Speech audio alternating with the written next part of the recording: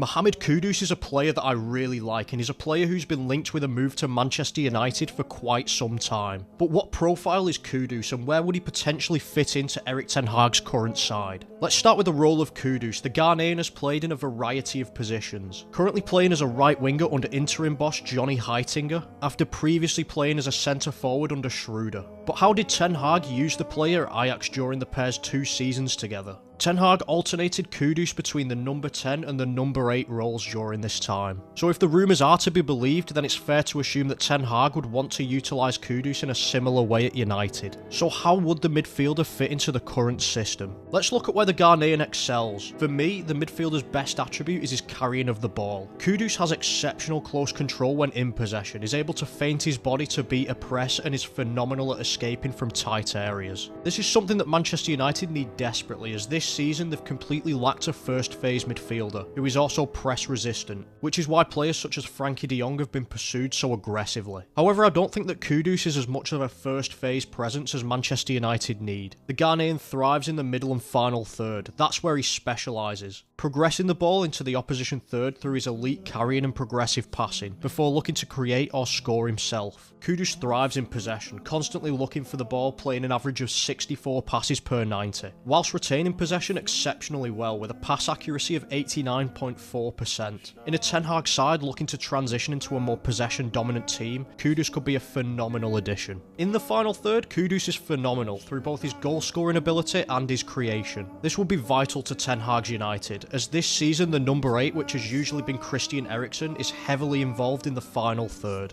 Under Ten Hag in the 2021 season, Kudus registered a monstrous 4.49 shot creating actions per 90, with a high proportion of these actions coming from live passes. The Ghanaian at the time may not have been the biggest goal scoring threat, only registering 5 goals in 42 appearances under Ten Hag, which has been massively inflated due to Kudus' bit part role under the Dutchman. But in recent seasons, Kudus has improved drastically in this regard, to the extent where he's been trusted to play as a centre forward, scoring 14 goals in 30 matches this season. The midfielder's strength in this area will be vital to a future United side, who will be tasked with dismantling low blocks more frequently. And finally, I'd like to touch on Kudus' defensive ability. The midfielder is sensational out of possession, incredibly hard-working, and his defensive numbers are elite. Kudus is the perfect player to have when looking to prevent opposition transitions. The Ghanaian excels defensively in the attacking third, which is an area where Ten Hag wants to continuously improve, as seen through the signings of players such as Wout Weghorst and Marcel Sabitzer. But that's a breakdown of the profile of Mohammed Kudus and how I think he will be a fantastic addition for Manchester United in the summer. But let me know your thoughts on the player and whether you would sign him in the comments.